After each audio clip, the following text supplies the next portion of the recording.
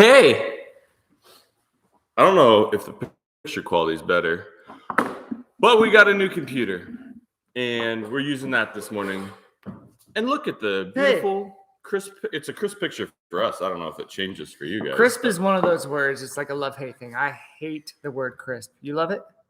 I hate it. Say that I love it. I use it. Crisp, moist. I don't know if there's any word that I'm like, man, I love that word. It's a word that you use. You know what word I don't like? Penis. I just think it sounds stupid. It does. I agree with you on that one. Anyways, Craig's going to adjust the screen. Looks like we got a lot of people logged in there. Welcome to Monday. Hope everybody out there had a happy Father's Day. Did you have a good Father's Day? I had a great Father's Day. I got to sleep until 9:30. Wow. Dude, the last time I slept until 9:30 was probably when I was 20 years old. I couldn't sleep until 9:30. I didn't think I could, but my body wakes me up. I think the latest I could sleep in is like maybe 8 o'clock if I was really pushing it. And then my oldest had an ear infection, so it gave me every excuse in the world to just sit on the couch and do nothing. Except watch the U.S. Open.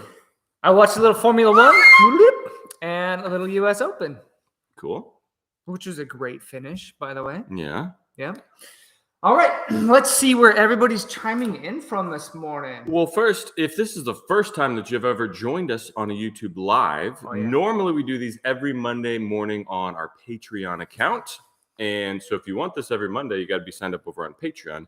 But the way it works is we do the live stream. You can ask us questions over on the side. We're not going to probably be able to get to every question because we're doing this for everybody. So there's going to be a lot more, but we'll try and get to your questions and answer them. And also, right now, I wanted to let everybody know that we're doing a contest over on our Patreon account where you can enter to win a chance for me to come out to your place and we build a project together. And it doesn't matter if you have a shop or if you have a lot of tools, because we're going to just work with whatever you have.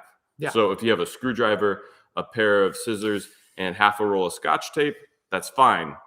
We're going to work with that. You get $1,000 for materials and or tools that you need. You got to do a project that can be built within roughly 5 to 7 days. Mm-hmm. And we pick the winner at random, and we'll announce it beginning of August. So you got just about a month left to enter that contest. You got to be signed up on our top tier Patreon over there. So, anyways. Special shout out to all of our patrons who are joining us again this Monday. Thanks for opening. And a huge special shout out to our patron, Jose Fantine. This guy, we did a maker meetup in Portland on Thursday. This guy lives in Seattle. He drove all the way down just for the maker meetup. We hung out. Took him out to dinner, had some beers. Such a nice guy. So next time we do one of those meetups, if any of you other patrons are around, or any of you guys, because this isn't just for Patreon, come to the Maker Meetup and hang out. It was a ton of fun. Yeah. All right. We got people from Canada. We got people from Switzerland. Is that Swedish? Swedish? No. Is that what's Swedish? No. Oh my gosh. Who's Sweden and Switzerland are two completely different places. All right. Okay. We got somebody from Albany, Oregon. Wow. Which is like 5 minutes down the road. That's where I'm from. Yeah. New Jersey. All right. So what we typically do on these things. I already said they ask questions, we answer them. You know what else we do on these things? What? Well, they ask questions and we answer them. Uh-huh. Yeah. Okay. So we're going to dive right into some Q&A from everybody worldwide. What do we got? All right. What are the questions? Hit us with your best shot. Hit us with your best shot. Give us what you got. Fire away. Okay. First question. The built-in. How was that? We just released the video with you. That's the question? Nope. How was it? Nope. Okay. It's a pre-question. Okay. To the question. How was it? Give us your update. It was good, but give us the real question because we got a lot of questions and we got to go through these kind of quick this morning. Yeah, I know we do. Okay. Okay. If you're okay with disclosing this, everybody that's a woodworker right now knows that wood prices are through the freaking roof. Wait. Give us you don't have to give us this exact number, but on a built-in that is that big, what's your ballpark? What was your budget for that thing? Because I do stuff for content, I don't really worry about budget anymore. And I know everyone's going to be like, oh, that must be nice not to have to worry about a budget. But the truth of the matter is I decide on a video that I want to make, and I'm just going to make it. So the cost is kind of like, it's going to cost what it costs to get the video done. So I didn't plan out a budget ahead of time that I was trying to stick to. I did the design on SketchUp, figured out how much materials I needed, and then I went in and just ordered it, and I stood back and I gritted my teeth and I prayed and hoped that I could afford it. If I remember correctly, we used about, I want to say 12 sheets of 3/4 inch birch ply. We used 12 sheets of 1/2 inch 5x5 Baltic birch ply. We used a lot of poplar. I'm not sure the exact board footage. I want to say 100 something board feet, maybe more, probably more because of all the drawers. And we used some 1/4 inch MDF. I went in, I ordered all that. I paid the bill. I think for everything. Oh, I also had the oak for the top. I mean, it depends if you want to include drawer slides, hardware, all that. I would say it was probably right around $4,000 in materials to build the entire thing, not including like the lights, the sconces for the front of it. That's actually cheaper than I would have guessed. Yeah. And when you think, if I were to do that built in for a customer based simply on the size, I would have charged at least minimum $15,000. So $4,000 in materials, charging at least $15,000. It's really not that bad, even with plywood prices. However, the plywood we used was this new plywood that my hardwood supplier said that they just got, and I took a chance and I used something I'd never used before. It was like this ultra light plywood, and it was garbage. Absolute garbage. But we'd already got into cutting everything. We already had it ordered, so we just used it. It worked out fine. The veneer was just crazy thin. It split out really easily. We had to be so delicate and careful with it. So we only paid, I think, $60 a sheet, which right now for a 4x8 sheet of 3/4 inch birch is really good, and that's why I went with it. In hindsight, I probably should have got the typical A1 birch that I use, and that's right now more like $100 a sheet. So did save some money there. All right. Okay. Sorry, that was a long answer. Yeah, remember that we got to actually. Yeah, we got to keep going. All right. Next Sean question. Reeves, what's up, Sean? How you doing? He's got a question about clamps. He's looking to build his clamp collection. Okay. What's the most bang for his buck on clamps? I would say it's probably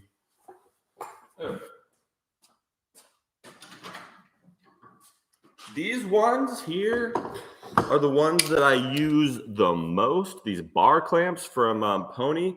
This is the 36 inch. Maybe that's a 48 inch. No, this is a 36. This is a 24. The 36 in my mind is probably the most bang for your buck because most dining room tables are within that. You can jump up to the 48 if you want, and then you're covered on everything. But then it gets a little heavy and a little more awkward to wield. The 36, but you can, if you just get a smattering of these different bar clamps, they work really, really well. The holding power is crazy strong. You can use them in a lot of different applications. You can get from, like a little 4-inch one all the way up to the 48-inch ones or larger. I mainly use these ones. So I would say if you're looking for something, the nice thing is they're all pretty much the same size and shape. So when you go to store them, you can store them all similarly. I would get a smattering of those. You are the only person I've ever known to use the word smattering. I love that word. And plop. I use plop a lot. Yes. Did anybody watch the video? Keith made fun of me hardcore when he was here for using the word plop a lot. And then I realized I do use the word plop a lot. All the time. So I'm trying to quit. I'll plop another word in there instead. I'm just going to plop this down. What would you recommend for a finish on a dining room table, walnut specifically? Well, if you've watched any of my videos, I pretty much only use Rubio. For walnut, there is some debate on what's the best Rubio to use. I typically use the pure. My friend Keith Johnson uses the walnut, which I thought was funny that he uses walnut on walnut, because typically the walnut it's the color that they're describing, and so you put that on something else to make it look walnutty. But he thinks it helps bring out the rich brown color of the table, so he uses walnut on walnut. I use pure, but I would use Rubio. It works great. But I will say it's called Rubio monocoat, meaning one coat. But on walnut specifically, and a few other woods, you got to do at least 2 coats. The walnut sucks that stuff up like it's slurping down a slushie on free slushie day at 7-Eleven. So you're on fire this morning. I'm on fire. Oh my gosh. So yeah, you need to do at least 2 coats on the walnut. Sweet. But it's easy to apply. All right, we got a lot of questions coming in, and I noticed on the YouTube channel as well. What the heck is going on those shelves in those built-ins? Back to the built-ins. What's going on them? Everybody wants to know. What are you going to put on them, and how are you going to get to the top? Well, we're having a library ladder constructed. A lot of people are asking if I was going to do a video on it. Probably not, because the library ladder is going to need to be at least 17, 18 feet tall. And I know I could make it out of wood, but I think it'll be stronger and easier to fabricate if we do it out of steel. So I'm probably going to have a good buddy of mine at a local fab shop fabricate a rolling library ladder, some sort of track system. So that's how we will access the shelves. What's going to go on the shelves? Well, probably all my bourbon. You have to buy some more, though. I know I don't have quite enough to fill up all those shelves now, but almost. At least I have room to expand my collection. And I think we built them strong enough. We'll have no problem storing as much bourbon on there as we want. Yeah. And it should be okay. Okay. Another cabinet question. What is, I just lost it. Okay. What size face frame do you usually use when you're making cabinets? I don't know why I settled on this, and I always do the same size, and it's 2 1/4 inches. It just looks good. It's big enough for, if you're doing shaker style cabinet doors, it's big enough to land your hinge on there with plenty of room on either side. 2 1/4. I just did that one time, and I've done it that way ever since. Okay. Now, when you're putting your face frame together, you do have to keep in mind a few different things, because you can't always get away with 2 1/4. For example, if you're doing a face frame where you're going to have a top on it and there's going to be a lip on the front that overhangs, remember when you're laying out the dimensions of your face frame that top rail needs to be thicker so that when you have that overhang on it, you still have a 2 1/4 reveal all the way around. So anything that's going to overhang, you just want to keep that in mind when you're doing your reveals, because sometimes that changes the dimensions of your face frame pieces. But when it comes to cabinet doors and drawer faces, I always do 2 1/4. Cool. Someone wants you to do a backflip. A backflip? Yeah, go. Okay, just a second.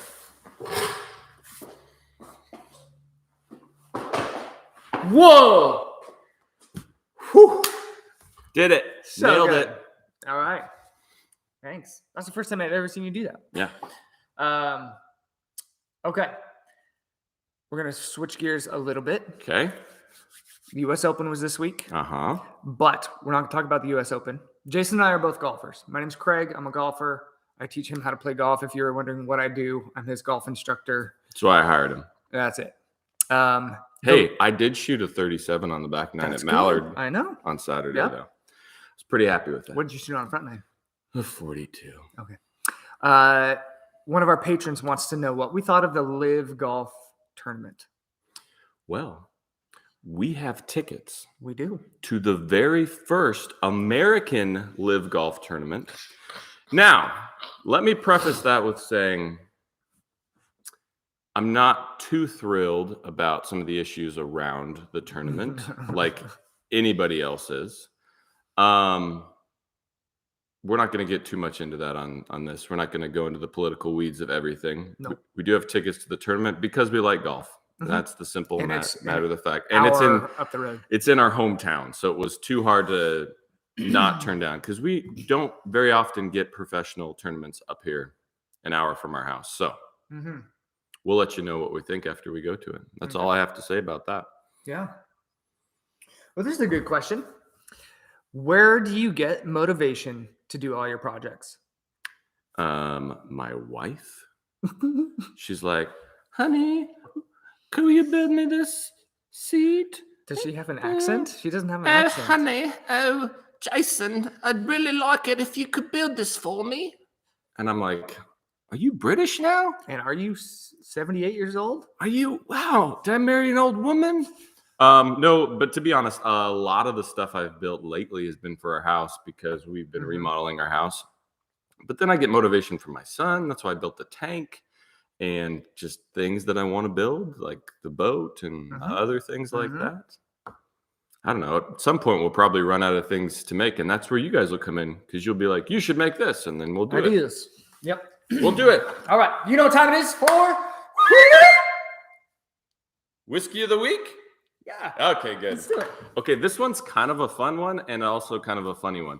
I have this friend who's somewhat of a transient person. That would probably be the best way to describe him. Okay. He's not homeless. Lives from city to city. He has a home, but he also has a van, and he likes to just one day he'll be like, I've worked at this job long enough. I'm quitting and driving from here to Florida, which he just did a few weeks ago. And he came back a few weeks ago. He did this months ago. He drove to Florida. Nobody knew where he was. And then I saw him pop up on Instagram, and he got a job ferrying people to and from cruise ships, living down in the Florida Everglades or some weird thing. Anyways, he drives his van all over the place. He's also kind of on the side sawyer. He saws down wood and mills it up. And I've got these ash trees on my property, and we're going to be building either a treeless tree fort. There will be YouTube videos in the next few weeks, but a couple of the ash trees were leaning pretty hard right where we were going to put this stilted tree house. And I was afraid that we're going to build the tree house and then we're going to fall down and kill my son. So I asked my friend to come out and help me cut down the trees. And he's like, hey, on my last road trip, I got you a present. And I was like, oh, cool. And he's like, but remember how Forrest Gump brings Jenny the box of chocolates and he ate some of them? And I was like, yeah. And he's like, I got you this present, and then I got a little thirsty and I might have drank some of it. So he brought me 1/3 of a bottle of whiskey. That's amazing. From, I believe he got it in South Dakota. It's from the Badlands Distillery. Never had this one in my life. This is literally how much was left when he gave me the bottle as a present. So, and knowing him, this might not all be whiskey. He could have watered it down to make it look like he gave me more. You think he peed in it? No, it already peed in it. This is bottle number 179. It is an Iron Hills Bourbon, single barrel, straight bourbon whiskey. I can't really tell you too much about it, except that it's not cask strength. It's 40% alcohol, and it's been aged at least 2 years. So we're going to taste this. Here's what the bottle looks like. Maybe some of you folks from South Dakota have had this before. Could be good, could be terrible. We don't know. We'll give you our honest opinion. There you go, my friend. Oh, thanks. We're going to finish this bottle right here, probably. No. There's at least 2 glasses left. Close. And a huge thanks to my friend Sam. Seriously. Even 1/3 of a bottle of whiskey is better than no whiskey at all. You want to be Jason's friend? You can buy his friendship. Easy. We'll set that there. Okay. Cheers. Cheers, my friend. Smells like whiskey. Mm-hmm. Tastes like pee. No, I'm just kidding. It's very sweet. It's very sweet. It is very sweet. If you were to hand that to me and not tell me that it was bourbon, I would have guessed it was a rye because it's kind of... You know what, though? It's pretty flat, like one notey to me. Yeah. There's not a ton going on. There's not a ton going on. But I don't know how old this distillery is. Lots of times, distilleries pop up, and it takes a while to really get flavor in there. So it's not bad. It would be a great mixing bourbon for like a whiskey sour or, old-fashioned, something like that. Okay, your favorite bourbon? I mean, our patrons know. But does the world know what your favorite bourbon is? You guys, I have not really been willing to nail down a favorite bourbon. A lot of people ask me, and I will give them some that I really like. I've decided I have a favorite bourbon now. And I've had this one before, and I had it again recently, and I liked it so much I bought a bottle of it because it's my favorite, and it is the Old Fitzgerald 13-year. I didn't even know this. It's really hard to find right now, and it's very expensive to find. I just bought a bottle for $500 flipping dollars, but it's worth it because it's so good. But I'm stating it right now, as of this moment, unless it changes because something else sways me, it's the Old Fitzgerald 13. So there you go. I said it. You said it. Yeah, this isn't bad. No, I like it. Yeah. It's smooth. It's easy to drink. Yeah. Almost a little like, can you get a little peaty in there? Like it almost is like a little scotch. Yeah. I've had smoky. I don't taste little that smoky. at all, but that's okay. Maybe it's because I used my Traeger last night and ate smoky food. You smoked your cigar this morning? I did. Every morning he wakes up at 6 o'clock, rolls out of bed, and lights up a cigar. All right. That's not true. What else we got? Answer. Best pole saw. Go. It's the ones I use. I don't know if it's the best, but they're the ones I use. Is the Suizan. Szechuan, Susan, the Japanese pole saws. You can buy them on Amazon, or you can buy them at their website, or you can buy them at my buddy Katz Moses's website, kmtools.com. Sells them too. They work great. The nice thing about them is most of them, the blades are replaceable. So if you buy one and the blade, you hit a nail or a screw or whatever, you can buy a new blade for cheaper than you can buy the whole saw. They come in a wide variety of sizes. They're great for flesh cutting. They're great for anything. You can slice off just like a 1/16 of an inch or something. Really sharp, usually double-sided. Sometimes they have a couple of their saws, they're double-sided, and one side will be for softwood and one side will be for hardwood. Mm-hmm. Yeah, those are good ones. Craig will put a link to that in the comment section. Okay. Or the description of this. Yes. Yeah, the description. The description. Speaking of links, great segue, by the way. Okay. We recently updated our website to have a partner page. Wait. Oh, this needs a partner page. Woo! Partner page. So there's just a lot of companies out there that we believe in, that we like, things that we use. And we want to be able to pass along deals and stuff to you guys. So, And to be completely legal and upfront, they also believe in us and pay us money. Yep. But we are very careful to only accept money for sponsorships from companies, tool companies, that we actually use their products, like Pony and Woodpeckers and the IsoTunes you see us wearing all the time. Yep. I promise you. Now, the in-screen ads, I'll tell you right now, completely honestly, the like the in-feed ads in a YouTube video, those are kind of random, and we have to take what we can get to get enough money to keep doing this for you guys. But I promise you, we will never promote a tool to you guys that we don't stand behind and actually believe in. Yep. So there are a lot of companies that actually do reach out and where we just say, nope, sorry. Yeah. Yeah. But like Black & Decker reached out to us the other day. I didn't even know Black & Decker was still a company, and they were wanting us to promote their glue gun. And I was like, what is this, 1994? what? Yeah. Anyway, maybe it's a great glue in the gun. comment section, we have our partner list down there. You can click on those. We have coupon codes for you guys codes, for all of those. So IsoTunes, RZ Mask, coupon code, Total Boat, Boot. Nick's Boots. Oh my gosh. I would do mine, but I'm actually wearing Vans today. So Nick's Boots, $50 off a pair of boots. Which, by the way, if you don't know about Nick's Boots, they are the most comfortable boots. The reason being, you contact them, you pick out the boots you want, and then you go through this whole sizing process where they get the measurement of your feet and all these different measurements, and they build a pair of boots to custom fit your feet. So every pair of boots, custom built for you. Yep. So that's why they fit so stinking well. We'll say it's an investment because they are a little bit expensive. They are expensive, but I have had my Nick's boots for 5 years now, and they still work great. They aren't worn out at all. There's genuine leather, made in the USA. Break-in period, like a couple months where you'll be in pain for the first week, but it's because the leather and everything is breaking into your foot. And then once you get past that period, you just got to push through. You're like, I'm never taking them off. Except today when I happened to throw on some Vans. I'm sorry. Yes. All right. How old are you? How old am I? Yep. I will be 35 on November 2nd of this year. Nice. Oh, this is a great question. Okay. Sage wants to know, he's one of our patrons. Do you keep a record? Actually, would have been maybe back when you were doing client work for people.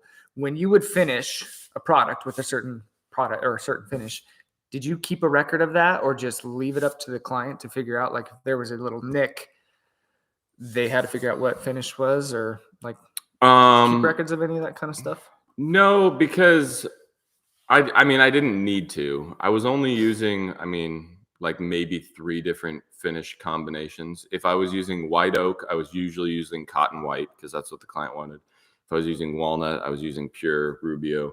So there wasn't enough variation there that I really had to keep a record.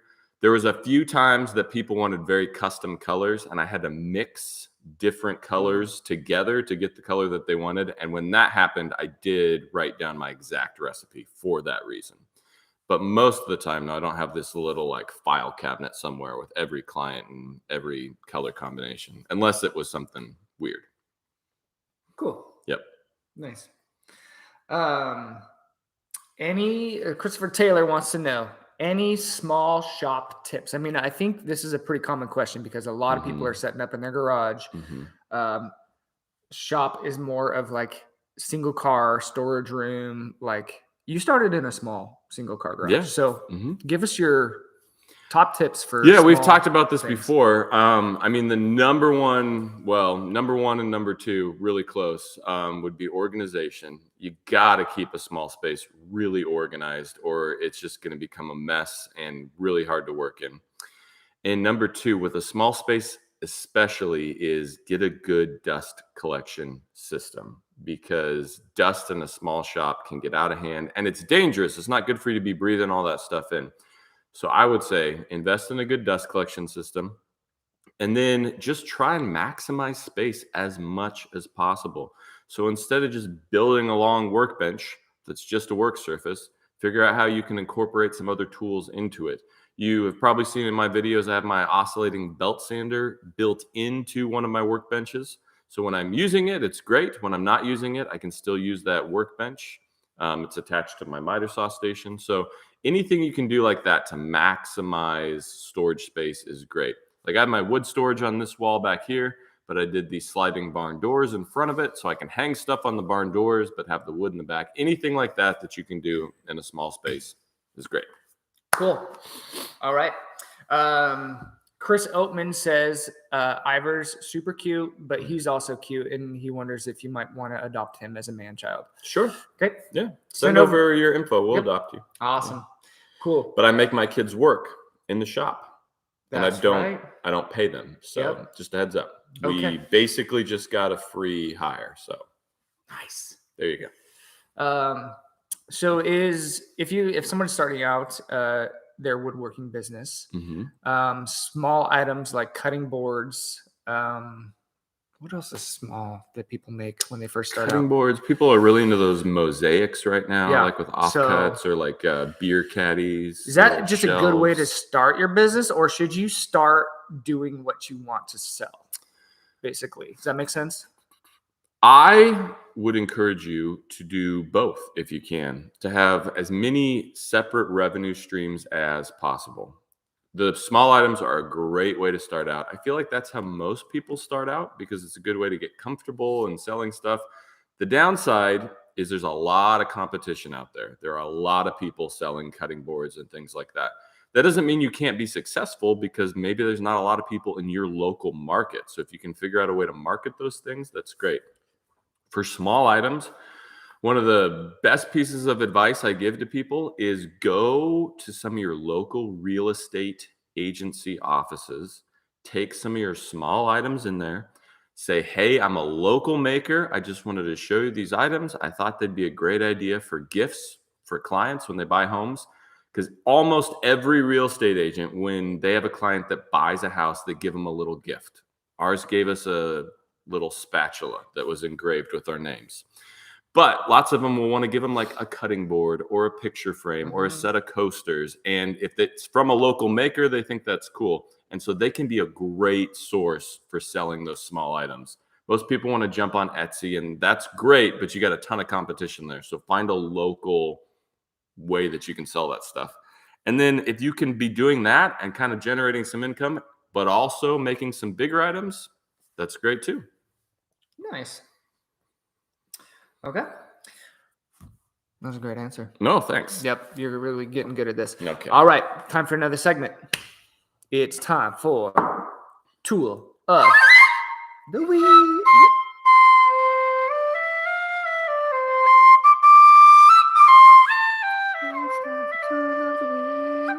Sorry, I got carried away. Every week we do a tool. Tool of the week. And this week we're going to say that, oh, wait.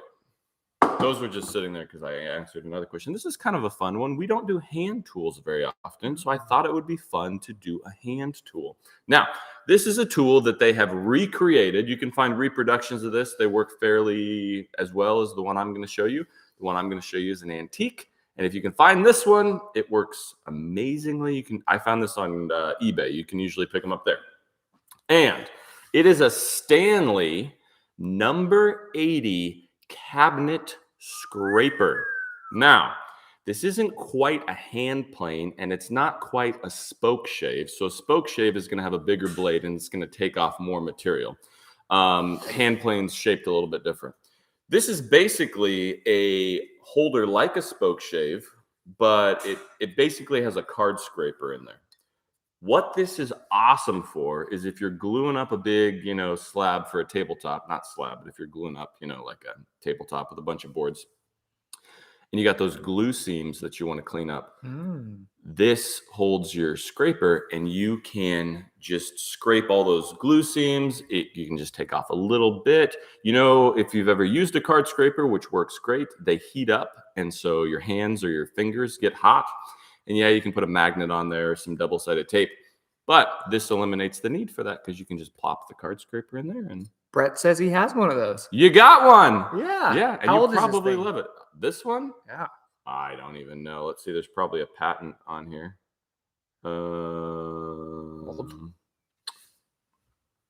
It says 6/2/14. I know that's not 2014, so I would assume 1914. I don't know. I don't even know if that's the date, to be honest. 1914. I don't know. It's probably like 82. I don't know if it's that old.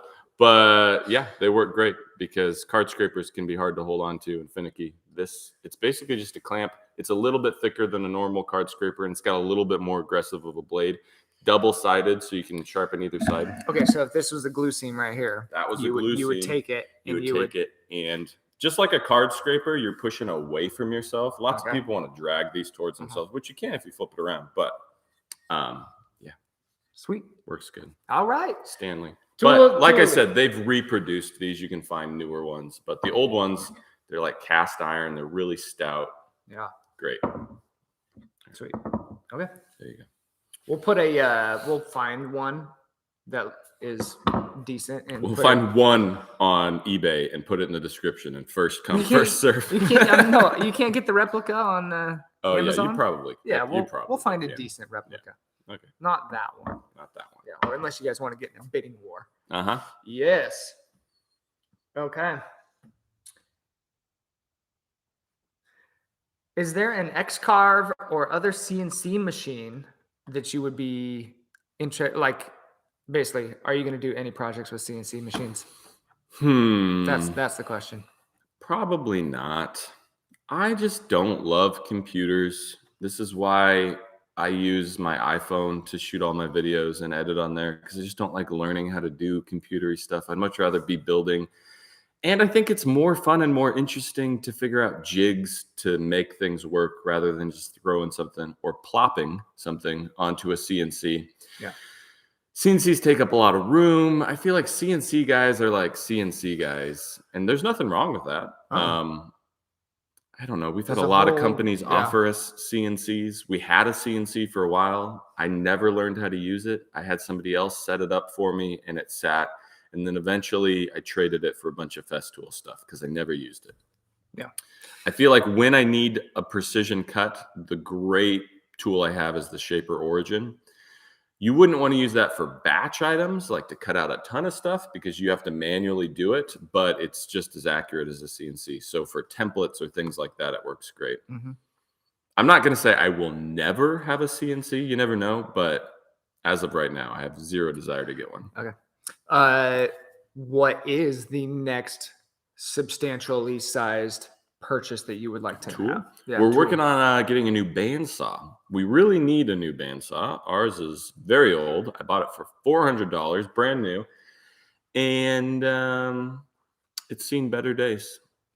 Dude, it's worked hard. It's worked It's hard. worked really hard. I could put a lot of time into fixing it up. A couple bearings popped off, and I've just been rolling with it, which I don't recommend. Every once in a while, it likes to spark because the bearings that are supposed to keep the blade in tension aren't. And I've started only using Harbor Freight blades on it because I dull them so quick because it hits different parts in the bandsaw. Mm-hmm. I've limped it along too long. It's time for an upgrade. So I'm in the works to get a new bandsaw. Yeah. And before you ask, because Everybody- you're going to say, what are you going to get? Dude, everybody wants to know what are you gonna get? I really like, well, there's a couple that I really like. I've heard great things about the Jet and the Powermatic, the bigger ones. I've heard Laguna's bandsaws are pretty good. The Grizzly 50th anniversary, I think it's a 18-inch or 17-inch. I don't remember. I know a few people who have that one and say that's really good. So I'm going to try and talk to a few companies and see who will give me a deal. Yeah. But I'll let you know what I wind up picking. And we're working on this cool added office space. If you're one of our patrons, you know this because we've been giving you updates on it. Once we finish that, we're going to do another shop tour video and update our shop tour because the last one's pretty old. And then we'll show you all the new stuff and everything. So stay tuned for that. Yes. Favorite Lord of the Rings movie? Fellowship. Why? Why? So much better than the other ones. Yeah, it's All of just them. so good. It's like the origin story. I mean, not really. You could go back to The Hobbit. But the last two, I always get confused because I feel like they're so similar because they're just big battle scenes. Yeah, it's just too much. And they fighting. run together, and I forget what happens in what one and what happens in the other. I don't know. The Fellowship's good. And usually I don't have the patience to watch all of them, so that's the one I've probably watched the most. Reggie needs to know, he doesn't have a joiner.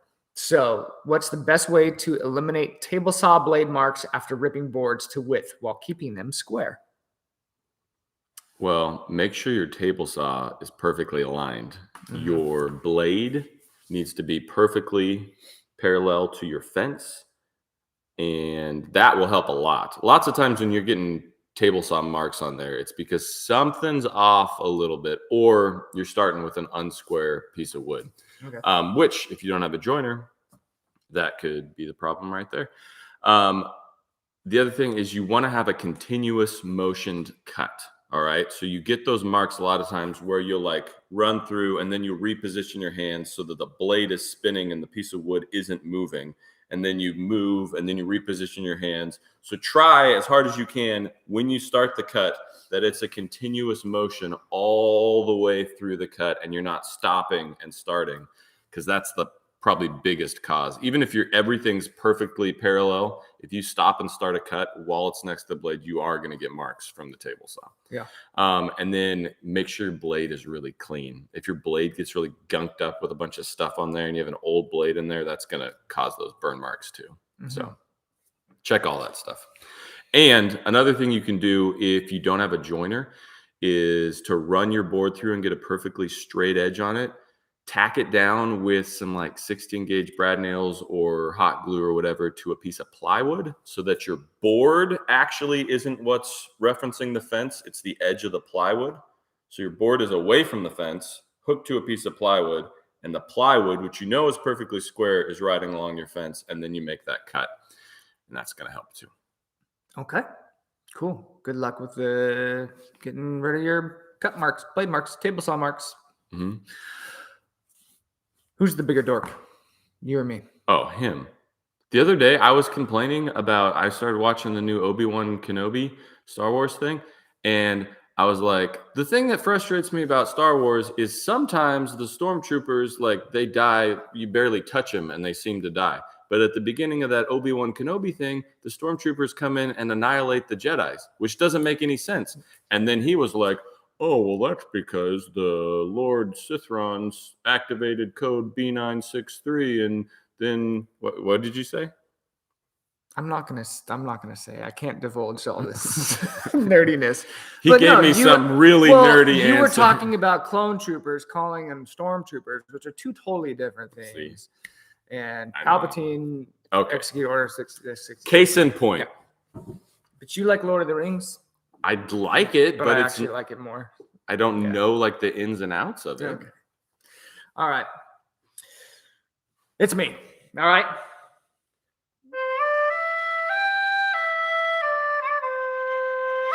Oh. How did you learn to miter and bevel tapered projects? Tapered projects. How did you learn to miter and bevel in Miter and bevel tapered projects? tapered projects. There's a lot of terminology going in there that could go a lot of different ways. Well, let's take our best shot. Well, okay, let's break this down. Okay. A tapered project, meaning not a consistent thickness from one end to the other, so it tapers. A miter being a 45 to a 45, or technically any angle to any angle could be a miter. Bevel being the edge broken down to usually a 45-degree angle. Are they trolling us? Maybe. I feel like you just threw out a bunch of stuff there and trying to trip us up because I don't understand that question. If anybody else understands that question, let us Chime know. in. You can answer it for us. Okay. Okay. YouTube. I learned on YouTube. Okay. If you want to know, we probably people ask all the time, are we going to do a video on picture frames? Probably not. Probably but not. Michael Alm. Michael Alm, our buddy, did a collab with him. We built the little cocktail racer boat. He's got a fantastic video on picture frames. So go over to his channel and search through there and check it out. Yeah. He actually used to work at a professional frame shop, so he knows legit how they do it, and he does a great video on picture frames. So go check out his video. Why do you hardly ever see anybody working with wood such as hickory, pecan, I don't know, etc.? You know, those like just why are there certain woods that people usually don't make furniture out of? You know, that's hard for me to answer because those species specifically, we don't have a lot of up in the Pacific Northwest. So I could easily say, well, the reason we don't work with them is because we don't have a lot of pecan available up here. I don't know why people, you know, in the South or Midwest or wherever pecan is grown don't use that. There's probably a reason. I would imagine, I mean, pecan's a nut tree. I don't know, do they get very big? Maybe it's because they don't get super huge, so it's harder to get dimensional lumber at a good size out of them. Yeah, maybe it's like.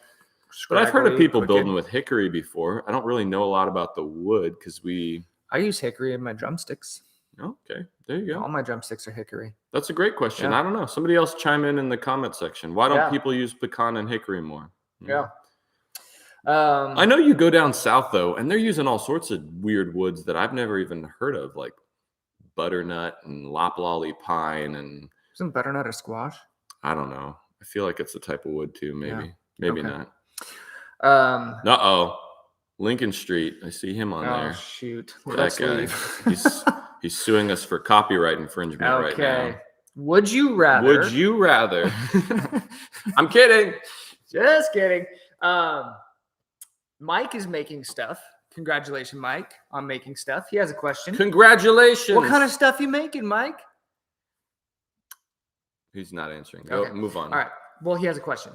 Okay. How do you feel about repurposing reclaimed materials? I know you started out. That's how I started Yeah. out. I love it. Yeah. Yeah. Any other thoughts on that? Well, when I started out doing woodworking, reclaimed stuff was like the thing. Everybody wanted reclaimed. It was very, very popular. I was lucky enough to find a local source that they actually are a company that buy old barns all over the country, East Coast, West Coast, Midwest, New Mexico. They're buying barns everywhere, and they disassemble them. They take all the wood and they have it all shipped here to Salem, Oregon, of all places. They have this giant warehouse. You walk in, it's like that episode of Raiders of the Lost Ark at the end where they're wheeling the ark, and it's this giant warehouse and it's all full of reclaimed wood. And so I had a really good source for reclaimed wood when I first started out. And so I built a lot of stuff with it, and I liked it. It definitely is a whole nother ball game when it comes to finishing and how much to finish and how much to leave and keep that patina. It's more work in a lot of senses because a lot of that wood is like warped and twisted and full of nails and voids, and sometimes you get like powder post beetles damage in there. But I like it. It's fun. Yeah. I just times have kind of changed, and reclaimed stuff isn't quite as popular as it used to be. And it's, to be frank, it's a lot easier to just go buy dimensional lumber. So Yeah. I haven't done reclaimed stuff for a while, but I love it. Hey, we got an update on the pecan industry. Okay, hit us with it. Jay Mhm. Googled it, said Okay. pecan wood or pecan trees are way more valuable for nuts. And Oh. so that's So why no you one's don't- growing no one's them growing 'em just for lumber. That makes sense. So And when you then- use the lumber, it's probably like an old tree. Pecan is also Oily? well, no, it's used in smokers a lot, like for meat. And so I think that probably a lot of those old pecan trees get just turned into barbecue pellets. That makes sense. Yeah. Yeah. I mean, that's probably also why you don't see people building stuff out of apple wood or pear wood very Mhm. often. I know Mhm. people who have done it. I know turners that have turned like really cool bowls out of apple wood or pear wood. But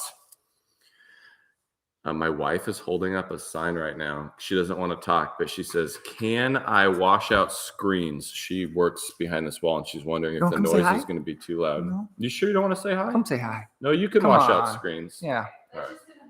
You're fine. we're almost done. Yeah, we're You hear a okay. thunderous noise. She's so cute. Yeah, but that's probably why people don't use like apple or, I mean, people use cherry, but it's a different kind of cherry than like the fruit bearing cherry. But anyways, The boat build seems to be a popular thing that people are asking about. Mhm. Is there going to be a future boat build? I guarantee there will be. I like building boats way too much to be done building boats. Okay. After, I'll just throw a few ideas I've had out there. The other day I was driving and I saw somebody pulling a pontoon boat, and I was like, On the pontoon. I wonder if I could make a pontoon boat completely out of wood, like the pontoons and everything. So that sounded like fun. use barrels for the. Or build my own pontoons out of like plywood, but I don't know how I would do it, but it sounds like it'd be a fun challenge. That would be a long project. Also, after building that little cocktail racer with Michael and completely making it up, we definitely saw some ways we could improve on the design. So I would love to make a legit little motorboat. And then a cedar strip canoe. I've Cedar always strip wanted to canoe. do a cedar strip canoe. I'm sure there will be other boats. Guarantee it. I don't know when, but there will be other We boats. had a patron. So one of the benefits of being a patron over on Patreon is you could submit your projects to be for us to look at on the live Mhm. stream. This week we're just not doing one just because. because we're lazy. But there was one of our patrons has been a woodwork for less than a year. For his second build, he built a cedar strip canoe, And it was beautiful. and it was beautiful. Yeah. So if he can do it, you can do it. Yeah, well, that's a little rude to him. No, That's kind of demeaning. he. If I he didn't can- mean it if that he way. Can do it. No, I mean I'm just. Okay. I'm thinking. Yeah, cedar Don't strip be canoe would be really intimidated. fun though. Yeah. Yep. Cool. But if I do a cedar strip canoe, what I want to do first to start the video out is I want to take you guys out to my friend Trent Presler's shop. If you haven't checked out his stuff, Presler Woodworks on Instagram. He builds insanely beautiful canoes out in the Hamptons or Long Island. He's on Long Island. I want to go out to his shop, and I've been out to his place before. He's a super nice guy, but it'd be fun to go out there and kind of get a little rundown of how he does it and then come back to our shop and build one. So Hey, Shane Newton, what's up? He wanted a shout out. What's up? Hey, Shane. Happy birthday. Whenever it is, sometime this year, it will be your birthday. Or it already was. Oh, maybe. Okay. There are a plethora of. Hey, but just a second before we move on that note, Craig signed me up for this thing called Cameo. So if you actually want a birthday shout out, or if you just want to you want a fun way to tell your employee they're fired and you want me to do it, you can get on Cameo and I'll send a little video and I'd be like, hey, Bill, yeah, you're fired.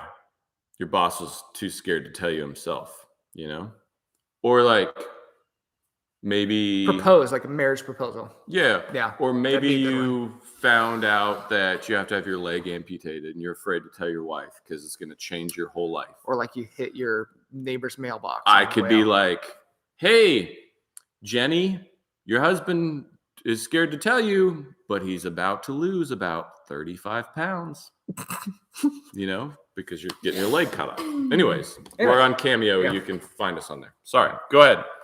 I always sign Jason up for a lot of things that I'm like, here, you have to do this. And it is fun, though. It's fun to send people messages. Absolutely. Yeah.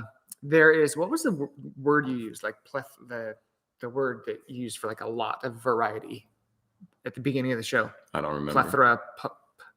I don't remember. Sometimes I use words and I don't really know. And you're like, yeah, I love using this all the time. It was smattering. Smattering. There's a smattering of questions about this ninja story.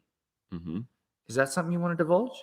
Well, yeah, I've talked about it on the podcast before. Well, basically, when not everybody on here is on the podcast. When I was a junior in high school, I'm going to give you the really rundown version because we got to move on to other questions. But when I was a junior in high school, my parents asked what I wanted for my birthday. I said I wanted a ninja suit. My parents are freaking awesome, so they bought me a legit ninja suit. I got it. I used to put it on at night and sneak out of my house and climb on people's rooftops and run around because I was really into the movie Beverly Hills Ninja, and I wanted to be like that. Anyways. One day I took it to school in my backpack and I had a test and I raised my hand in class and I said, hey, is it okay if I use my ninja skills on this test? And the teacher was like, sure, whatever. And so I went to the bathroom. I put my ninja suit on. I came back to class.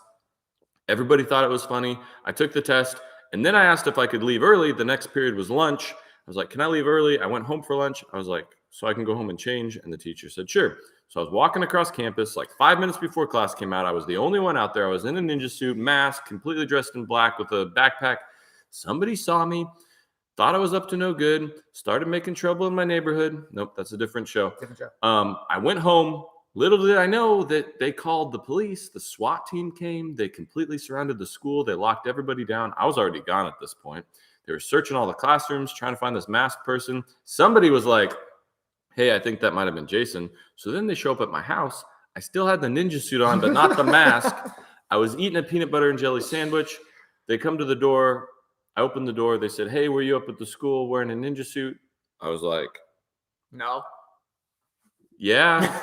So they pulled me out of the house. They had their guns drawn and everything. It was crazy. They pulled me out of the house. They put me in handcuffs. They were putting me into the cop car when my dad pulled in the driveway. My dad got out and he looked at me. He looked at the cops and then he just walked in the house. He didn't even come over to see what was going on. Oh, no. Long story short, they kicked me out of high school. My junior year. Did you ever go back? Not to that school, actually. I was a little embittered because I wasn't doing it. I didn't do anything mean. I was a good kid. Wow. I didn't have any weapons. I didn't even take my ninja stars or my nunchucks with me. There was a time I got arrested at a mall once for throwing marbles, but that's a whole nother story. Yeah. So I was like, you know what? I don't need high school. So I found a local community college where you could complete your high school diploma, not a GED, like a legit diploma, but you could do it at your own speed. And I finished the rest of my junior year and my senior year in 2.5 months. And graduated high school at 17. Well, good for you. Yeah. Now look at you now. Look at me now. And you know what's funny? To stick it to the man, when they made me fill out the form to get my high school diploma from the community college, I had to write in my name, and I switched my middle name on my high school diploma. So instead of saying Jason Christopher Hibbs, that's my middle name, by the way, it says on my official high school diploma, Jason Ninja Hibbs. True story. Wow. I'll drink to that. That's a good story. Yeah. What else we got? All right. We got about 5-10 more minutes left, and then we'll wrap this guy up, and we'll Let's do some more questions. let's Keep get them on coming. Yeah. Well, let's do it.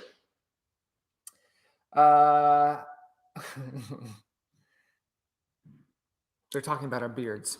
Yes, Jason has a better beard than I do. I just trimmed mine down. I don't know if you guys Yes. noticed. It was getting pretty crazy. Yeah. Just Let's circle back to this Patreon contest that we're doing. We talked about it at the top of the show. If you're just joining us, you can go back and listen to it. But someone asked how many entries there are. And right now, there's only 63. Yeah. So your chances of getting drawn are better than 1 in 100. Absolutely. So go sign up. It'll be the a only random. requirements is you have to be a top tier patron to enter, and you have to be an active top tier patron when we do the drawing, which will be in August. So you sign up, you will get a link to a secret website page that only you have access to, where there's a form. You fill it out, you give us your idea. It doesn't matter what your idea is, because we're going to choose randomly. The only thing is, it can't be something that's going to take like 6 months. It's got to be something actually doable within a week. But you've seen some of the stuff we built in a week, so there's a lot you can do in a week. We will fly out all on our dime. We'll fly out to wherever you are. Don't worry, you don't have to put us up in your house. We'll get a place to stay. We'll get a rental car. We'll come to you. We will build a project with you with whatever tools you have. You get $1,000 for materials, and we will do a YouTube video on the entire thing, so you get to be on our channel. And we'll show what we built with you, and we'll walk you through step by step. It'll be fun. Yep. It'll be a good challenge. Patreon.com/Bourbon Moth Woodworking. I'll put the link in the thing above. Yep. And just a little plug for our Patreon. What we're doing right now with the live stream, we do this every single Monday over on Patreon. So if this is fun for you, which we always have a blast with it, go sign up on Patreon. You also get discount coupon codes. You get early access to all of our YouTube videos, and they're completely ad-free over on Patreon, except for the internal mid-roll ad, but there's no YouTube ads on them. Lots of times when we do plans for projects, sometimes we just give those to our patrons for free. Behind the scenes content. A lot of behind the scenes content. You can't see anywhere else. You get first run at when we get new merch. We always let you guys know about it first. So there's a lot of perks. We have a lot of fun over there. It's very interactive. It's a good time. So think about signing up over there. Yep. Tons of merch on bourbonmoth.com. This hat, that hat. Coming out with flannels this year. T-shirts. Flannels. They're actually here. We got to look at those after this and decide if we want to change anything. But they're sweet. Bourbon Moth flannels. Custom. Okay. Let's tackle like 4 more questions. 4 more questions. 4 more questions. Okay. All right. 4 more questions. Just got some maple. Good job, Constantine. The tree went down today. How thick a board should he try to cut for it to dry without getting many cracks? Are you into milling? Well, I mean, I'm not wood? I'm not an expert on wood, but there's a few things you're going to want to do. Number one, when you mill it up, I wouldn't go any less than 6/4. Somebody out there might correct me and say, oh, it's fine if you go less. In my experience, the thinner you go, the harder it's going to be to keep it from warping and twisting. So I would probably 6/4 as slim as you want. And then you can always resaw it afterwards to get it down farther. Definitely paint the ends of it, either with just latex paint, or they make a product. Oh, it's slipping my mind right now, but it's like a liquid wax that you can paint the end with. Or you can just mix wood glue and water and paint the end with that. And what you're doing there is you're slowing down the release of moisture from the wood, so that when it cracks, what happens is all the moisture goes out of there really fast, and then it'll check and crack. So by painting the ends, it slows down that process. Also, you want to stack and sticker it so you get some airflow in there. Make sure that the stickers you use are a wood that's low in tannins, so that you don't get sticker marks in there. You know what? I think my friend Sam, who gave us the whiskey, who's the Sawyer, I think he uses Hickory for his stickers because it doesn't leave sticker marks. Okay. Don't quote me on that. I could be wrong, but I think that's what Anchor he said. seal is what you're talking. Anchor seal. That's Thank you. Yep. Yeah, you can put that on the ends of it. But stack and sticker it. The stickering is going to help airflow in there. It's going to help it dry out. But also the weight of it being stacked is going to help those boards from twisting and warping. You don't want to just lay them all out individually, because without the weight packed in there, they're going to want to move around a lot more. Mm-hmm. Did I answer all the questions? Uh-huh. Okay. Yep. Okay, so favorite hinges for big projects versus smaller projects. Is it always the piano hinge? I mean, Well, it completely Yeah. depends on the project. okay. Let's say Piano hinges are great for like that clamp rack we did, where you have a really large thing you want to hinge for strength over the entire thing. But I would never use a piano hinge in like a cabinet for cabinet doors. I would use like a Euro style hinge. Okay. So if I'm using Euro style hinges, I always use the Bloom ones just because I know the company and they work great. But I've also, in a pinch, bought the ones at Home Depot and they work just fine too. But nothing, just Lincoln Street Lincoln Street, chiming in. jeez, what did he say? He's just being snarky. Snarky. He's always a snarky guy. Yeah. You know what? Yep. But yeah, it just depends on the application, what hinge you're going to use. Mm-hmm.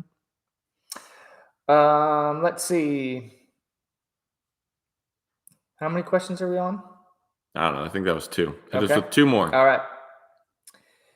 Beard oil or no beard oil? This is a bonus question. No beard oil.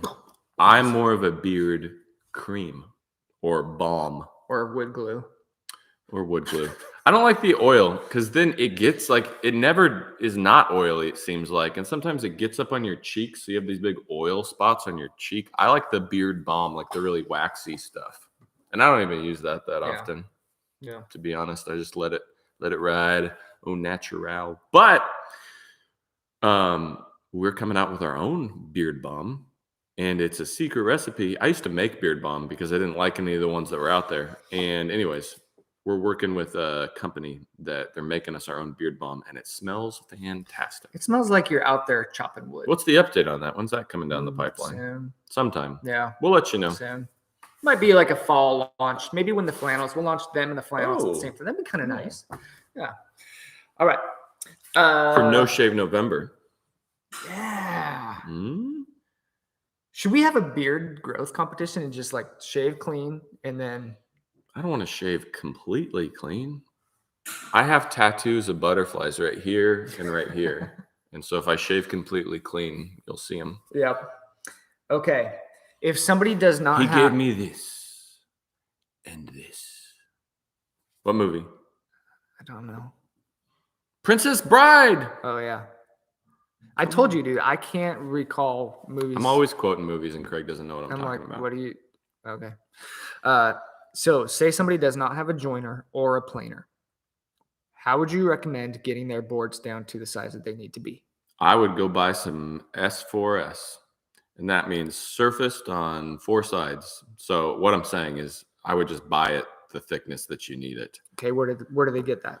You can buy it in any lumber store. Okay. That's going to be the easiest thing to do, because if you don't have a planer and you want to change the thickness of your board, it's pretty difficult. I mean, depending on the size of the board. If you're dealing with like a 2-inch wide board, well, you can flip it on end and run it through the table saw to whatever thickness you want.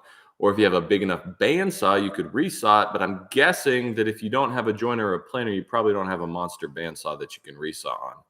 So your best bet for thickness is just buy it, whatever thickness you want. Okay. Best wood for outdoors. Well, the woods that we like to use outdoors, well, the cheaper option would be cedar, although right now it's not that cheap. Any wood that's really high in oil content does well outside and is less prone to rotting. So cedar does really well. You're not going to have very many rot issues there. Other woods are like really dense woods like sapele. Teak does really well. Oak actually does very well outside. That's why they build boats out of it. Yeah, those are all Nice. great options. You want to stick away from the softer woods like pine and fir. They don't do great outside unless you treat them with something or paint them. But I just don't like finishing outdoor stuff because the finish never lasts. You're going to have to refinish it. So my go-to thing is to use a wood that doesn't need any finish outside. You can leave it natural and it'll just gray out, but it'll last. Mm-hmm. So. Because if you do finish it and it goes outside, you're going to have to And if you pretty do active at refinishing, right? If you do put a finish on it, I would say use an oil finish. Like teak oil is really good because that way you don't have to resand the whole thing. You can just apply more oil. Where if you use a film finish like varnish or lacquer and the finish starts to fail in a few years, you're going to have to sand the whole thing down and then reapply more finish. Where if you would have oiled it to begin with, you can just get out some more oil and go right over the top. Save yourself some time. Okay. Name, it doesn't have to be your top, but name somebody a maker that you follow on YouTube. Lincoln Street. Yeah, he's actually in this conference. So Lincoln Street. If you're, I'm just trying to do something nice so he feels bad for being snarky. I know, snarky. No, actually, he is a great guy, and he does some good videos, so you should go follow him. Smattering of snarkiness. My boy Keith Johnson, though, you guys, nobody, and I will say this right now, in my opinion, nobody works harder at their craft than Keith Johnson. That guy, I mean, he is detailed. He puts a lot of effort into his stuff, and he's putting out the YouTube videos, and I don't think he's getting the recognition he deserves. So if you're not subscribed to Keith Johnson Custom Woodworks or Keith Johnson Woodworking, KJ Sawdust, I don't know how you find him on YouTube. Just search in there. Yeah. Go subscribe to his channel and watch his videos because he deserves it. Absolutely. Yes. Keith, here's to Keith. Heck of a woodworker. All right. Is that it? Uno más. Let's do one more. One more.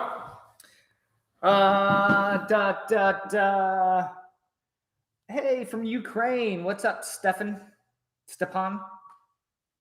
That wasn't a question. Okay. Yeah. They're tuning in from Ukraine today. This has got to be a good one. Well, it doesn't have to be. It just has to be one. And remember, go sign up on Patreon. We'll do this again next Monday. And if you're not signed up, we'll do this again next quarter. Okay. I'm going to take the next question that comes in right now. What dado stack do you have? I don't even know the brand name of it. I got it a long, long time ago. I was just talking with Keith when he was here about how I should replace my dado stack. And he said that he's got one that he doesn't use anymore because he got the saw stop and he started using their dado stack. And he's got this other one. I don't remember what it's called, but he said it's nice because instead of having like two blades on the outside and chippers on the middle, he said every single one is a full blade and it works really well. Okay. Don't remember the name brand. He's sending it to me. And when he does, I'll tell you guys what it is. Okay.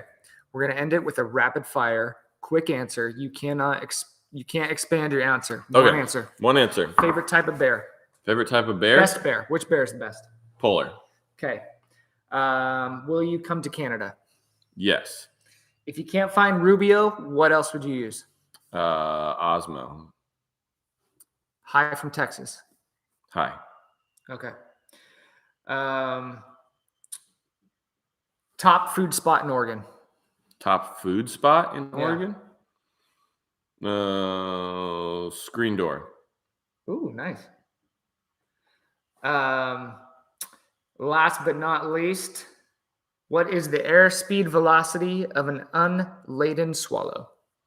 I think, and correct me if I'm wrong, it is 37.6 miles per hour. Wrong. Oh, what is it? I don't know. Oh. I just know you're wrong. I'm pretty sure that's You made right. that up. Thanks for joining us, everybody.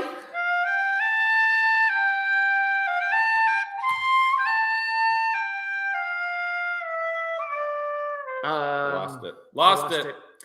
Seriously, head on over to Patreon. Check us out over there. And thanks for joining us. Sorry if we didn't us. get to your question, we're sorry about that. The nice thing about Patreon is if we don't get to your question, you can write us on Patreon and then we'll start the next one off with the questions we missed. So absolutely, you always get your questions answered. Yep. And we'll do this probably once a quarter. So keep an eye out. Can you do Titanic?